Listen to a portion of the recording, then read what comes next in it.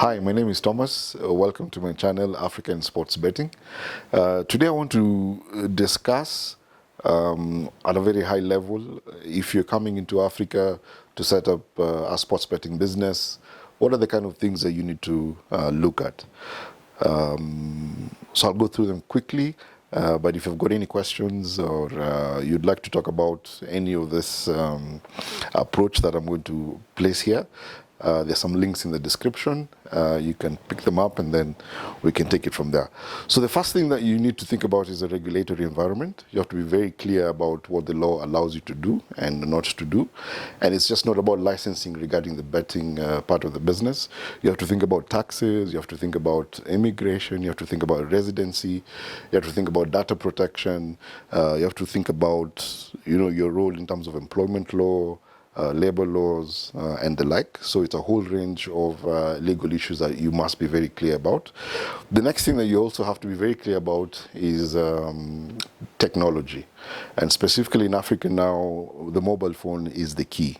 So you have to have knowledge around feature phones, for example, which basically don't have internet, and the internet-ready phones. Africa is really expanding in terms of use of this technology. And actually that brings me to my next point, payments. Payments in most of Africa is run through phones.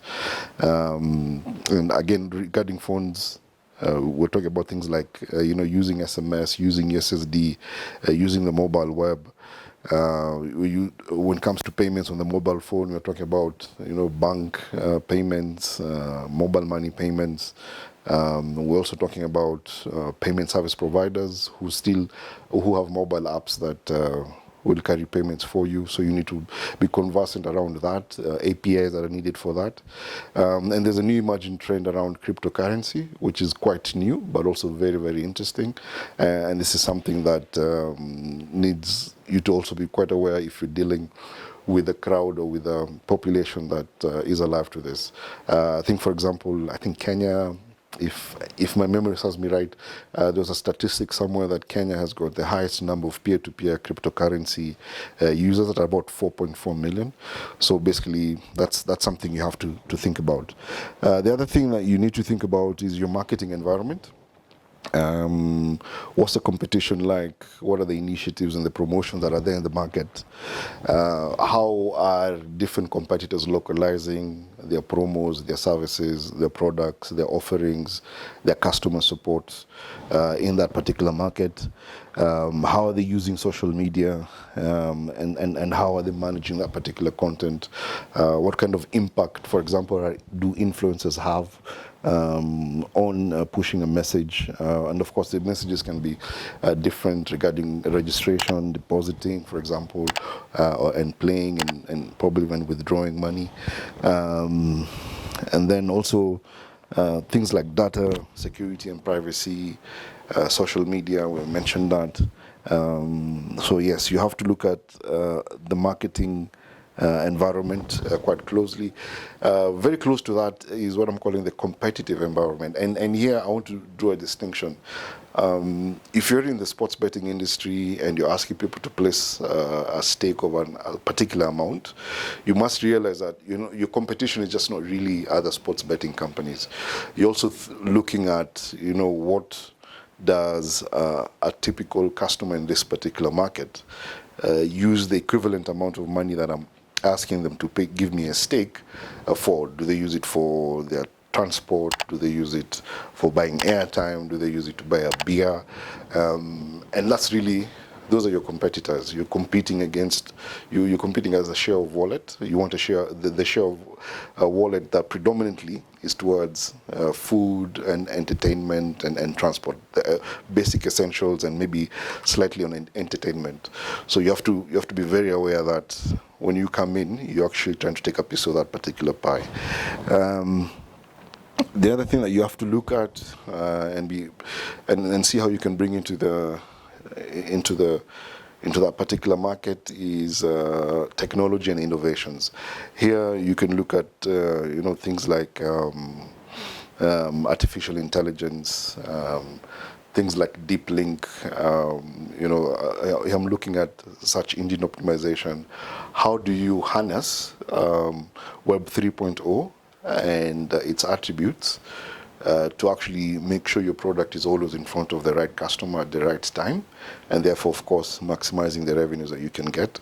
So you have to look at how can you be innovative around technology and what technology offers. You also have to be wary about partnerships and not wary, but you have to be alive to partnerships and sponsorships.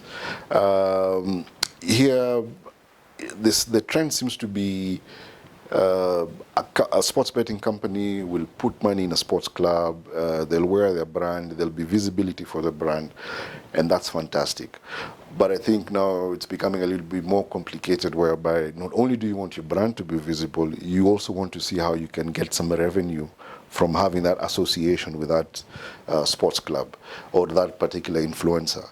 So you have to be clear, for example, how you're going to strategize around your affiliate marketing, how you're going to be able to, create even VIP customers if you must. If you're going to do a sponsorship, what kind of initiatives do you bring in so that you always engage your customers and you always have your brand top of mind for a lot of the people who will be new to your brand and trying to understand your brand. And this is really important, and it's by no means, I'm not talking about this towards the end because it's not important, but it's actually very important. It's you have to take steps regarding responsible gaming and responsible gambling. Idea here is that you must push the message. Gambling is not a job. Mental health awareness is really important. You must make sure that people are gambling what they can lose, what they can afford to lose, rather. You have to make sure that your messaging around the amounts that people can place for bets is such that it's managed. In many countries, that's limited by, let's say, your payment service provider, mobile, etc., etc. But you should encourage, self-initiated, responsible gaming from players.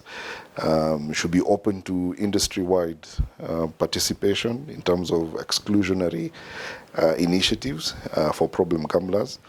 And just the last point on this one is, you never really want. There's no business, and here I'm in support of betting companies in this regard. The minute you have a problem gambler, that's just not a problem for the society. It's a problem for you as a business. You want a player who is able to come back, enjoy the service, enjoy the product, see it as entertainment, and not really. You never want to lose that customer because of an excess that you couldn't help that customer manage. So responsible gaming is very, very, very, very important. And then last but not least, expansion. I think when you come to Africa and you succeed in one country, you will find that not all the countries are the same. There's some commonalities that spread across the different countries, but it's very important that you are able to, I think also just for your growth, it's a huge population, it's a young population, it's a tech savvy population. You want to expand your business, you should also look at other countries. I think it's easier, if you look at Nigeria, Tanzania, Uganda, Kenya, Ghana, Zimbabwe, South Africa, the common thread around all of those is that a lot of them borrowed their betting law from the United Kingdom, and a lot of them have variations of more or less the same core principles regarding the law. So the thing would be getting into those countries, and the licensing regime is more or less the same. There could be some nuances here and there. Taxes definitely will have some differences, but what I'm trying to say here is that once you enter one market and you succeed, or you feel you're succeeding, it's very easy to hop onto other markets, because more or less the rail, so to speak, is pretty much the same. So those are my thoughts around the key things. If there's anything you think I've missed, you can put it in the comments, and perhaps I can pick up on those and maybe make another video on that.